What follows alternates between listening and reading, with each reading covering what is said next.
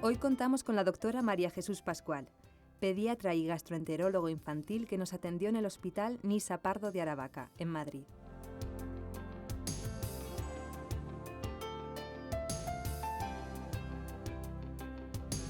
La enfermedad celíaca es una enfermedad muy heterogénea. O sea, podemos encontrarnos desde individuos totalmente asintomáticos hasta celíacos típicos. Digamos, en la infancia es mucho más frecuente encontrarse con el cuadro clínico típico de diarrea, pérdida de peso, malnutrición, un niño pues, con un abdomen globuloso, con pérdida de masas musculares, huraño, que está palidito porque tiene una anemia ferropénica acompañante.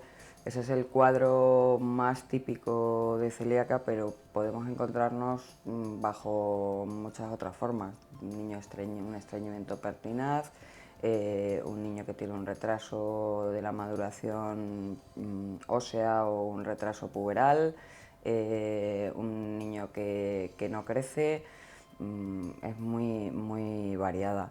En el adulto también predominan, por ejemplo, las formas poco sintomáticas, o sea, puede ser una anemia ferropénica de larga evolución, una persona que se le está estudiando porque tiene las transaminasas altas o cualquier otro síntoma pues, a nivel neurológico, psiquiátrico incluso. En el adulto las formas monosintomáticas o incluso asintomáticas son mucho más frecuentes que en el niño y podemos encontrarnos pues desde problemas de osteoporosis, problemas puramente gastroenterológicos que no tienen un diagnóstico definitivo, problemas psicológicos, problemas neurológicos, incluso problemas ginecológicos pueden tener asociados a abortos de repetición o esterilidad en mujeres con una enfermedad celíaca no diagnosticada. En muchos casos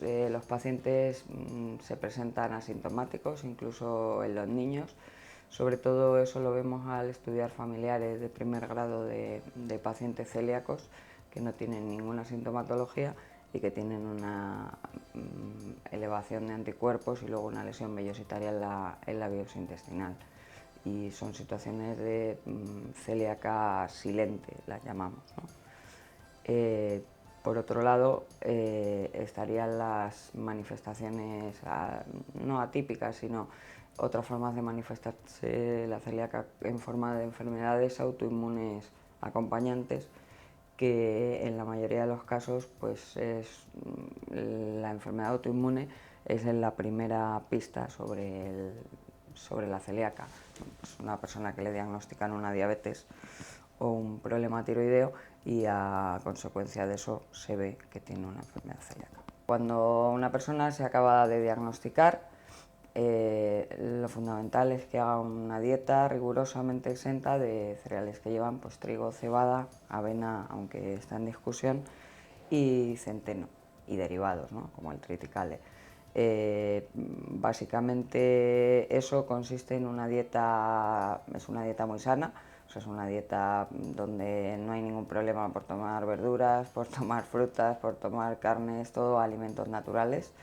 Y bueno, pues la única cosa que claramente no se puede tomar son pues, cereales, el pan, todas las cosas que lleven cereal de los que están implicados y determinados productos con los que hay que tener más cuidado, básicamente pues son aquellos productos que uno piensa que no van a tener gluten y que en el proceso de elaboración pues llevan gluten. Entonces, básicamente la dificultad del paciente que se puede encontrar es en esos productos. Realmente se puede llevar una dieta sin gluten de una manera muy sana y sin ningún problema y lógicamente es una cosa que el celíaco aprende a medida que va siendo celíaco y se da cuenta de que todo es mucho más normal de lo que parece hoy día, que además contamos con muchos alimentos libres de gluten y que tienen menos problemas para encontrar incluso esos alimentos. La dieta además debe ser una dieta pues, con un adecuado aporte de calcio, una cantidad de lácteos en torno al medio litro al día, tanto en niños como en personas adultas, si bien el déficit mantenido de calcio o la osteoporosis en la gente adulta es más difícil de resolver simplemente con el aporte de calcio. Cuando un paciente se acaba de diagnosticar, pues se le da un listado de alimentos, digamos con los alimentos básicos, alimentos que pueden contener gluten, alimentos que seguro contienen gluten y alimentos que no contienen gluten y el paciente podría tomar. Esos listados están en cualquier sitio en internet, sino pues a través de la consulta se le da al paciente, digamos, para que tenga un primer contacto con qué es lo que hay que hacer. A continuación les remitimos a la Asociación de Celíacos a través de la página www.celiacos.org y a través de esa página ya les dan información más específica y pues otras informaciones a través de cursos, talleres, formativas donde pueden saber pues algo más de lo que pueden comer o no comer. De todas formas, el celíaco, a medida que van pasando los años, pues se va haciendo con su propia enfermedad y al final pues todo resulta bastante más fácil de lo que parece. Y hoy día pues hay disposición de alimentos libres de gluten en muchos sitios. Además, pues la dieta del celíaco, siempre lo diré, los niños celíacos son los niños más sanos de mi consulta. Pues eso tendrá algo que ver con la dieta, es una dieta mucho más sana y desde el punto de vista nutricional son niños que tienen mucho más cuidado que el niño normal. ¿Se puede vivir sin gluten? Perfectamente, perfectamente. O sea, hay otros millones de alimentos en el mundo, digamos, que pueden, o sea, puedes vivir perfectamente sin tomar cereales que tengan gluten o alimentos que contengan gluten. ¿Qué es lo que ocurre? El único problema real de no comer gluten es que tienes una limitación hacia ciertos alimentos que te condiciona, pues en cierto modo, una vida socialmente adaptada, digamos. Pero desde el punto de vista nutricional no hay ningún déficit ni ninguna cosa asociada al hecho de no consumir gluten. Cuando un paciente acude a la consulta pues, con sintomatología compatible con la enfermedad, casi siempre pues, se empieza realizando una analítica de sangre con unos anticuerpos, los anticuerpos antitransglutaminasa hoy en día, y si tienen una elevación de esos anticuerpos, pues se realiza la prueba, el diagnóstico definitivo. Digamos que el diagnóstico serológico, los anticuerpos, es un diagnóstico de sospecha en un paciente con síntomas, pero lo que hay que demostrar es que el paciente que tiene clínica, que tiene esa serología compatible, pues va a tener una alteración vellositaria del intestino, o sea, va a tener una pérdida de las vellosidades intestinales, que es lo que realmente se conoce como enteropatía en la celíaca. Esa biopsia hay que hacerla siempre en situación de que el paciente esté consumiendo gluten y por eso es muy importante que nunca el paciente, aunque haya una sospecha alta, retire el gluten antes de haber realizado una biopsia intestinal. Siempre hay que esperar a tener un diagnóstico histológico, luego ya que el paciente haga lo que quiera. Si quiere, mientras espera los resultados, poderlo o no quitar, pero nunca antes de haber hecho la biopsia, porque podemos encontrarnos en la situación de que no nos dé un diagnóstico claro y una enfermedad que es crónica, que es para toda la vida, que no hay celíacos que se curan, sino que el celíaco es celíaco para toda la vida, hay que estar muy seguros de que estás diagnosticando a una persona quitándole el gluten a un celíaco o al contrario, no quitándoselo si no lo es. Sí, es una enfermedad genética, tiene una base genética e incluso pues, hay métodos para, hoy día tenemos a disposición pues, para poder ver si genéticamente tienes papeletas, digamos, para que te toque la lotería, ¿no? pues está en relación con un HLA, con el DQ2, y el 95% de los celíacos son DQ2 positivos y hay un 5% que serían DQ8 positivos. Pero sí, claramente pues es una enfermedad genética. Hay que tener en cuenta que la prevalencia de la enfermedad celíaca, estamos hablando de que es uno de cada, en sitios dicen 80, 100 personas celíaca. Generalmente pues depende los padres, pues si son los dos, si es un hombre, si son los dos también es casualidad, pero vamos, que si son los dos o son uno, pues el porcentaje de hijos que puedan heredar pues depende del HLA de riesgo que tengan los padres, ¿eh? Entonces, en principio, puede ser que tenga, o sea, que de un padre celíaco no tenga ningún hijo sea celíaco, o al contrario, de un padre celíaco los 3 hijos que tenga puedan ser celíacos. Sobre todo depende del HLA de riesgo que tengan.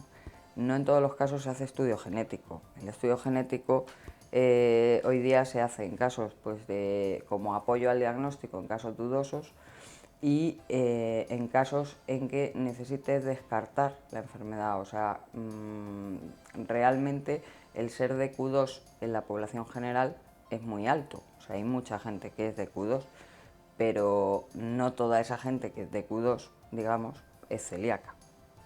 Entonces, hacer en la población general quién tiene papeletas para que le toque la lotería, si no puede ser que no te toque nunca, pues no se hace por rutina, solo se hace pues eso en determinados casos, pues o bien para decir pues un paciente que tiene duda en el diagnóstico por una serie de cosas, pues para apoyarte en que el encontrarte un DQ2 positivo, o en aquel paciente que crees que no lo es y el estudio genético no es compatible, y entonces pues bueno, te descarta en un porcentaje muy alto la existencia de la enfermedad. Pues realmente la enfermedad celíaca, como he dicho, conocemos lo que es la punta del iceberg. Entonces todas las investigaciones están hacia un mayor conocimiento de la enfermedad, claramente hacia unas mejoras en lo que es el diagnóstico y en afinar el diagnóstico, y hacerlo pues más rápido y más, sobre todo sin necesidad a lo mejor de tanta infraestructura como se necesita en este momento, y luego en vías a ver de qué manera se puede prevenir la enfermedad, qué cosas podemos hacer para prevenirla, digamos, para prevenir el desarrollo. Se nace con una predisposición genética, pero es una enfermedad que se puede desarrollar en cualquier momento de la vida del individuo, o sea que no, por el hecho de no ser celíaco a los 2 años no implica que no puedas desarrollar la enfermedad más adelante, y pues realmente hay factores que intervienen en que en un momento determinado esa enfermedad pues digamos se ponga en marcha o se desarrolle. Se ha visto claramente que hay un papel protector de la leche materna. Los niños alimentados con leche materna tienen un efecto protector sobre la enfermedad celíaca. Incluso los últimos estudios parece ser que la introducción del gluten nunca antes de los 4 meses, pero en torno a los 6-7 meses de vida, en pequeñas cantidades en niños que están con leche materna, pues también previene el desarrollo de la enfermedad. En base a, o sea, en cuanto al tratamiento, pues realmente hay cosas, pero yo creo que está todavía todo muy... Yo creo que no hay que transmitir en este momento a la gente que hay una... o sea, se está investigando, por supuesto, hay líneas de trabajo para ver si se puede hacer que un celíaco pueda consumir gluten sin que le haga daño, pero realmente yo creo que todo está en una situación que tampoco es cuestión de crear falsas esperanzas a la gente, ¿no? O sea, como todo, pues yo creo que irá evolucionando y poco a poco pues descubriremos más cosas y se podrá llegar a que el celíaco, sobre todo, y lo más importante es que el celíaco tenga una vida normal, o sea, independientemente que no pueda comer gluten, pero que tenga una vida dentro de eso lo más normal posible, ¿no? Y yo creo que hoy día hemos llegado a conseguir, aunque queda mucho por hacer, pues que la gente se sensibilice con el tema lo suficiente como para que tengamos muchísimo más apoyo que antes, si bien con esto no quiero decir que falten muchas cosas por hacer y que aún para mucha gente sigue siendo pues una desconocida.